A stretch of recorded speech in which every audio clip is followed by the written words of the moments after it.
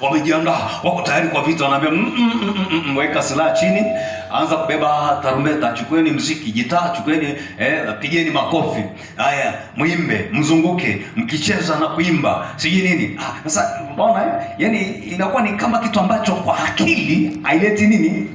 Ndio maana Mungu anamwambia Paulo kwamba uwezo wangu udhihirika katika udhaifu.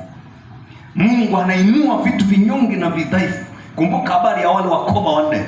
Wale wakoma wanne walisababisha ukombozi mkubwa wa taifa. Unaona, lakini ilikuwa nini?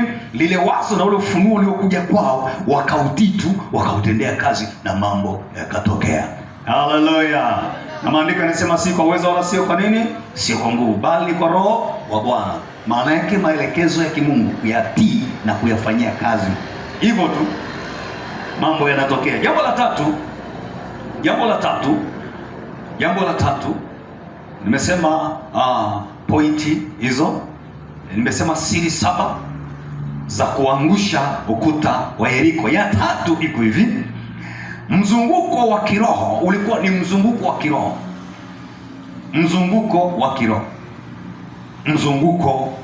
kiroho.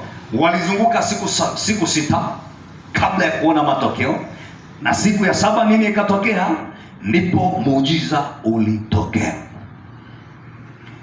Kwa hiyo iko hivi, tafsiri yake iko hivi, au funzo lake liko hivi: usikate tamaa katika mchakato wa jambo lolote, maana matokeo yako katika mzunguko. Haleluya.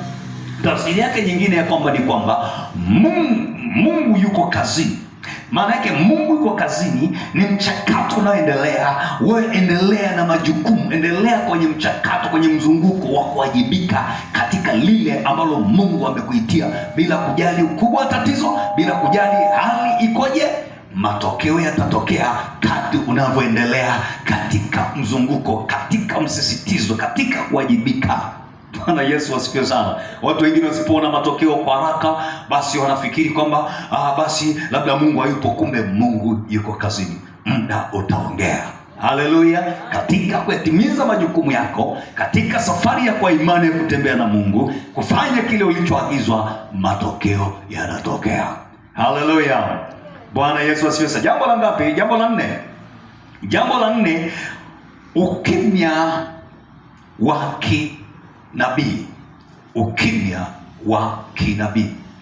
Ukisoma mstari ule wa 10, waliambiwa wasiseme.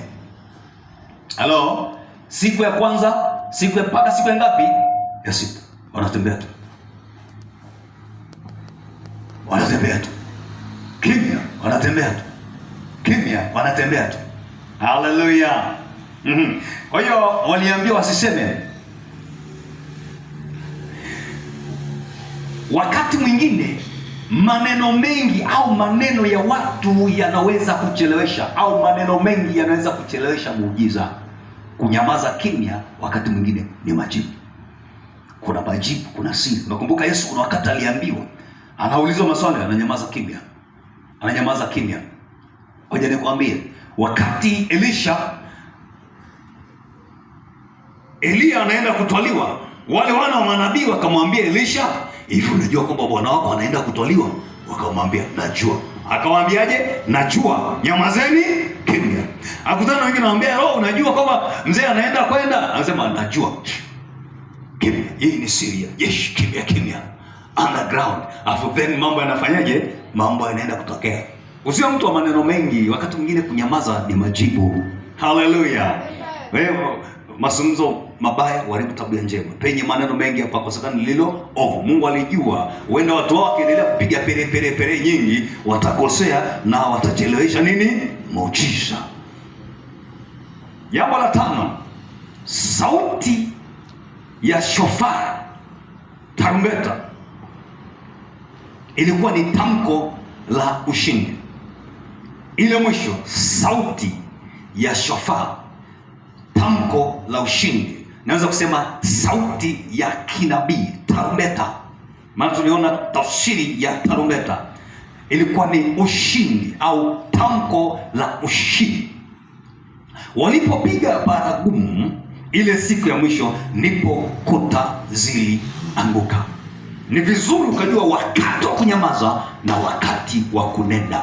Wakati wa kunyamaza ukiongea umekosea, lakini wakati wa kuongea, wa kutamka, ukinyamaza pia umefanyaje? Umekosea. Bwana Yesu asante sana. Kwa hiyo walipaswa ile siku ya mwisho wapate kutoa ushindi. Inapofika wakati wako wa kupiga kelele, piga kelele. Isaya anazungumza, anasema piga kelele kama tarumbeta, waambie watu wangu habari ya dhambi zao, habari ya makosa na maovu yao.